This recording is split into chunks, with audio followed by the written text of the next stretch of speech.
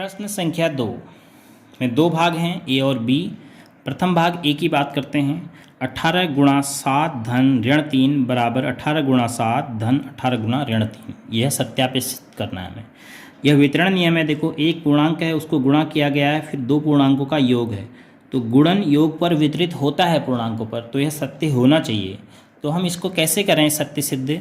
हम बाएं पक्ष और दाएं पक्ष को साथ साथ लेकर चल देंगे। अंत में देखेंगे कि यदि अगर बराबर आता है तो इसका मतलब ये सत्य है, नहीं तो सत्य नहीं है। अब बाएं पक्ष में क्या लिखा है? 18 गुणा, पहले कोष्टक के अंदर आप संक्रियाएं करेंगे, तो कोष्टक के अंदर है 7, धन के बाद ऋण है तो ऋण हो गया, क्योंकि अंदर का चिन्ह बदलेगा नहीं, तो ऋण 3 ऐसे ही आएगा।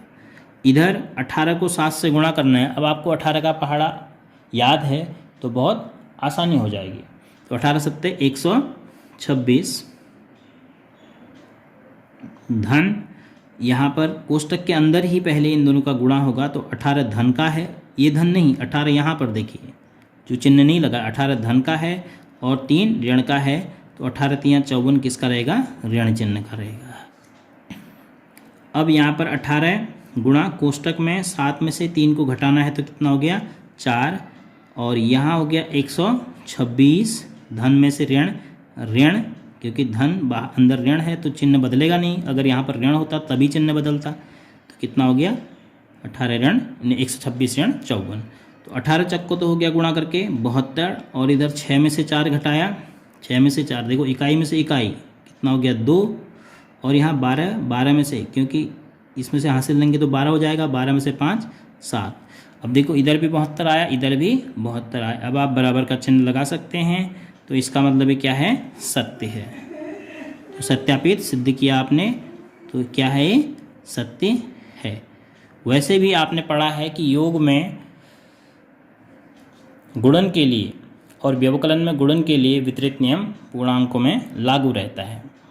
अब दूसरे पार्ट की बात करें। दूसरे पार्ट में 3 की 3 ऋणात्मक पूर्णांक संख्याएं हैं, इसलिए थोड़ा सा सावधानी रखनी पड़ेगी। ऋण 21 गुणा ऋण 4, ऋण 4 के बाहर यहाँ पर धन चिन्ह है, तो इसलिए ऋण 4 धन ऋण हो गया ऋण 6। इधर ऋण 21 गुणा ऋण 4, दोनों ऋणात्मक पूर्णांक हैं, गुणा हो रहे हैं, तो धन हो गया, और कितना हो गया? 84। 21 चक्को 84 या 4 का 4, 4 दूनी 8, ऐसे भी कर सकते हैं। धन दूसरे कोष्टक में भी दोनों ऋणात्मक गुणा हो रहे हैं, 6 1 का 6, 6 दूनी 12 है, 21 भी ऋण का 6 भी ऋण का, तो 126 धन का हो गया। क्योंकि दो ऋणात्मक पूर्णांक के गुणा होंगे तो एक जैसे ही पूर्णांक हों, दोनों के चिन्ह एक जैसे हैं, तो धन में उत्तर आएगा। तो ऋण 21 गुणा, ये आपको मैं बता चुका हूँ, देखो ये भी ऋण 4 है, ये भी ऋण 6 है, तो दोनों दोस्त हैं आपस में, दोनों ऋणात्मक पूर्णांक हैं, तो मिल जाएंगे, मिल के कितना बना देंगे? ऋण 10। और यहाँ ये 84 कोष्टक खोल देंगे, धन है, अंदर भी धन है, तो धन ही रहेगा, ये वाला 126। तो ये 21 और 10 को गुणा करके कितना हो गया? 21.210। 21 का चिन्ह ऋणात्मक, 10 का चिन्ह ऋणात्मक, तो चिन्ह हो गया धनात्मक। और यहाँ 6 में 4 जोड़ेंगे 10, 8 में 2 जोड़ेंगे 10, हासिल 1 जो आया था 11 है, और हासिल 1 जो आया था 1 1 है 2। तो अब देखो फिर से 210 बराबर आए, तो इसका मतलब यह भी सत्य सिद्ध हो गया। तो हमने दोनों पार्ट्स को, ए और बी को, सत्यापित कर दिया है।